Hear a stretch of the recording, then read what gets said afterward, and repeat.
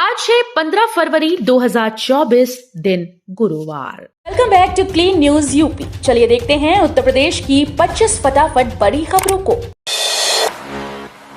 UP police constable भर्ती परीक्षा में 2 घंटे पहले पहुंचकर कराना होगा आई स्कैन।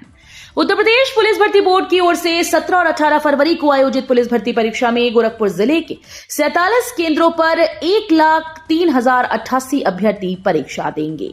प्रत्येक दिन 2 पालियों में होने वाली परीक्षा में प्रत्येक पाली में 25,772 अभ्यर्थी शामिल होंगे। परीक्षा के दौरान सुरक्षा काफी पुख्ता की गई। केंद्र पर अभ्यर्थियों की आंखों की स्कैनिंग करने के बाद उन्हें अंदर प्रवेश मिलेगा। 23 फरवरी को अमूल बनास डेयरी प्लांट का उद्घाटन करेंगे पीएम।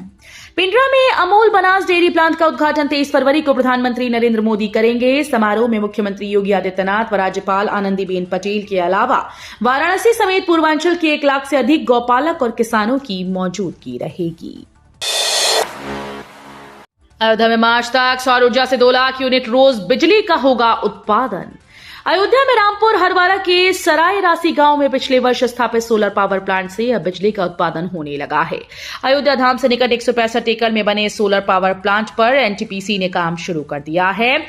फिलहाल यहां से 14 मेगावाट बिजली का उत्पादन हो रहा है। उत्तर प्रदेश नवीन और नवीकरणीय ऊर्जा विकास अभिकरण यूपी नेडा के इस परियोजना से 40 मेगावाट बिजली का उत्पादन होना है। योगी मंत्रिमंडल विस्तार इसी माह हो सकती है रालोद की एंट्री। योगी सरकार का मंत्रिमंडल विस्तार इसी माह होने की संभावना है। राष्ट्रीय लोकदल के एनडीए के पाले में आने के बाद अब मंत्रिमंडल विस्तार की चर्चाएं एक बार फिर से तेज हो गई। माना जा रहा है कि रालोद को भी प्रदेश मंत्रिमंडल में हिस्सेदारी मिल सकती है। यमुना एक्सप्रेसवे पर फर्राटा भरेंगे वाहन। 16 फरवरी से इतनी बढ़ेगी स्पीड लिमिट। कोहरे में हादसों को रोकने के लिए नोएडा ग्रेनो एक्सप्रेसवे और Yamuna expressway MP2 elevated road सहित और अन्य कई जगह कम की गई वाहनों की गति सीमा 16 फरवरी से पहले की तरह हो जाएगी। 2 महीने के लिए गति सीमा कम कर दी गई थी। सर्दी के दिनों में कोहरे के दौरान यमुना एक्सप्रेसवे पर हादसों की आशंका बढ़ जाती है। गति सीमा कम कर दी जाती है। QR कोड से खुलेंगे आगरा मेट्रो के गेट। ताजनगरी आगरा में मेट्रो सेवा शुरू करने की कवायद तेज हो गई। 21 जनवरी के बाद मेट्रो शुभारंभ के लिए तैयार होगी। प्रधानमंत्री नरेंद्र मोदी फरवरी के अंतिम सप्ताह में इसका उद्घाटन करेंगे। ऐसे में Uttar Pradesh metro rail corporation ने आगरा मेट्रो में यात्रियों के लिए टिकट के रूप में टोकन को प्रमुखता नहीं दी है। यहां QR कोड जारी होगा। यूपी के मंत्री का निर्देश, दिव्यांगों को देख बस न रोकने वाले ड्राइवर पर करें कार्रवाई। दिव्यांगता पर गठित राज्य सलाहकार बोर्ड की बैठक में दिव्यांगजन राज्य मंत्री नरेंद्र कश्यप ने कहा कि दिव्यांगजनों को विभागों में आवागमन में किसी प्रकार की परेशानी ना हो, इसके लिए विभागों के भवनों को दिव्यांगजन फ्रेंडली बनाया जाए। स्वास्थ्य विभाग दिव्यांगजनों को समय से दिव्यांगता प्रमाण पत्र बनाकर दे। रोडवेज की बसों में दिव्यांगजनों के साथ अच्छा व्यवहार किया जाए। यदि दिव्यांगजन को देखकर बस चालक बस न रोके, ऐसे लोगों के खिलाफ कार्रवाई भी की जाए। देश के पहले गंगा घाट से हेलीकॉप्टर सेवा का उद्घाटन करेंगे पीएम मोदी। पर्यटकों को मिलेगा लाभ। प्रधानमंत्री नरेंद्र मोदी अपने वाराणसी दौरे के तहत नमो घाट से हेलीकॉप्टर सेवा का उद्घाटन करेंगे। इसके साथ ही धार्मिक शहरों से काशी का जुड़ाव हवाई मार्ग से भी होगा। पर्यटन सेक्टर में और बूम आएगा। पर्यटन विभाग के अनुसार पहली सेवा काशी अयोध्या के बीच होगी। आगरा अयोध्या में हेलीकॉप्टर सेवा का संचालन करने वाली कंपनी ही इसका संचालन करेगी। सीएम योगी से मिले काशी के अधिवक्ता। बोले, मुख्यमंत्री ने कहा कि दीवानी कचहरी जहां है वहीं रहेगी। वाराणसी के 2 दिवसीय दौरे पर आए मुख्यमंत्री योगी आदित्यनाथ ने बुधवार की सुबह सर्किट हाउस में सेंट्रल बार एसोसिएशन के अध्यक्ष मुरलीधर सिंह व महामंत्री सुरेंद्र पांडे और बनारस बार एसोसिएशन के अध्यक्ष अवधेश सिंह व महामंत्री कमलेश सिंह यादव से मुलाकात की। दीवानी कचहरी के पदाधिकारियों ने सिविल कोर्ट के विस्थापन से संबंधित अधिवक्ताओं की चिंता से मुख्यमंत्री को अवगत कराया। मुख्यमंत्री ने आश्वस्त किया है कि दीवानी कचहरी जहां है वहीं रहेगी। चंदौली में इंटीग्रेटेड टाउनशिप तो झांसी में बनेंगे रेलवे कोच। योगी सरकार 19 फरवरी को इंदिरा गांधी प्रतिष्ठान में होने जा रही जीबीसी 4.0 में 10 लाख करोड़ के निवेश प्रस्ताव को धरातल पर उतारने जा रही है। इसमें उत्तर प्रदेश राज्य औद्योगिक विकास प्राधिकरण की भूमिका बेहद अहम होने वाली है।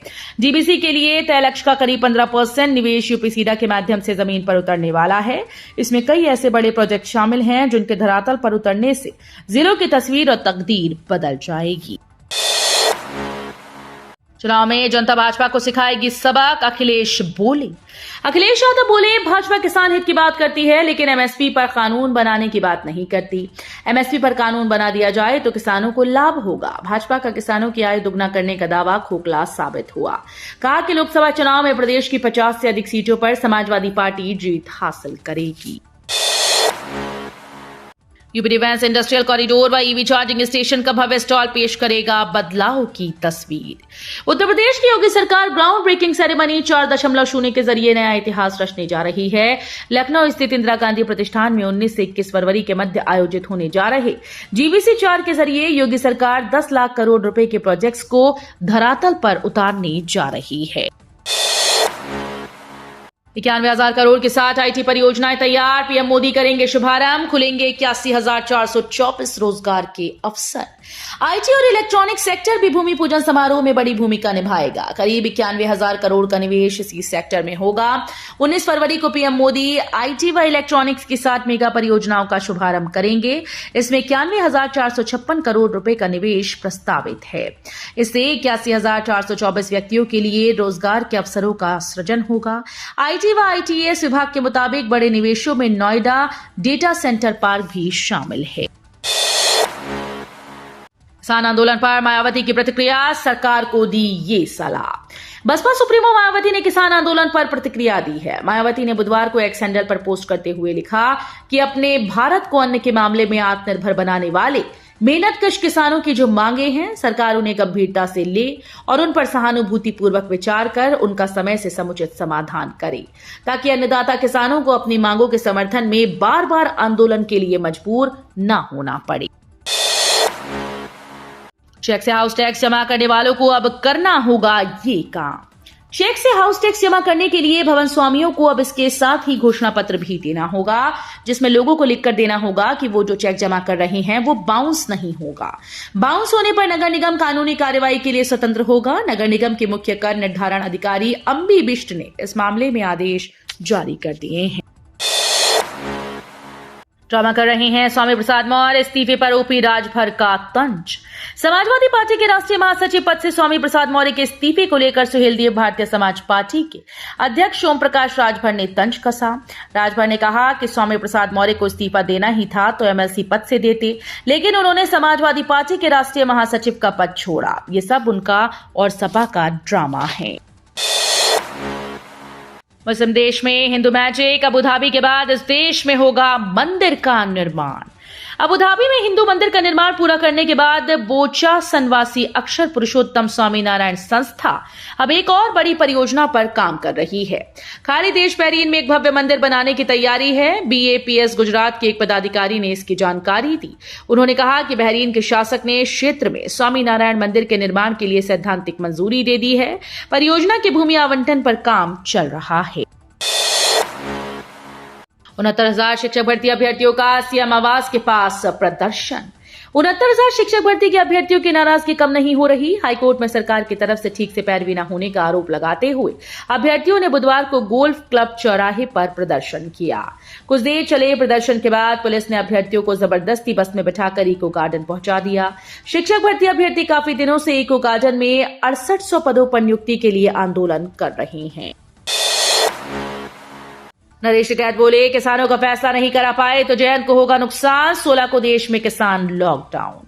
भारतीय किसान यूनियन के अध्यक्ष चौधरी नरेश टिकैत ने कहा कि रालोद अध्यक्ष जयंत सिंह भाजपा के साथ ही हैं। अब उन्हें किसानों का फैसला करा देना चाहिए। अगर वो किसानों का फैसला नहीं करा पाए तो नुकसान होगा। सरकार भी समझ ले कि सिर्फ भारत रत्न देने से काम नहीं चलेगा, अन्नदाता की समस्याओं का समाधान करना होगा। गांव चलो अभियान के तहत सीएम योगी ने लगाई चौपाल। बोले, सुरक्षा की समृद्धि और खुशहाली डबल इंजन सरकार की गारंटी। मुख्यमंत्री योगी आदित्यनाथ ने कहा कि सुरक्षा के बेहतर वातावरण के साथ समाज के हर एक तबके की समृद्धि और खुशहाली भारतीय जनता पार्टी की डबल इंजन सरकार की गारंटी है। यही मोदी जी की गारंटी है और इस गारंटी को पूरा करने के लिए सरकार पूर्णता प्रतिबद्धता के साथ आगे बढ़ रही है। प्रधानमंत्री नरेंद्र मोदी के मार्गदर्शन में डबल इंजन की सरकार लोगों को सुरक्षा और सम्मान देने के साथ ही उन्हें स्वावलंबी भी बना रही है। किसान आंदोलन को लेकर काशी में बोले कांग्रेस नेता अजय राय, किसानों पर नहीं देश की रीढ़ पर है हमला।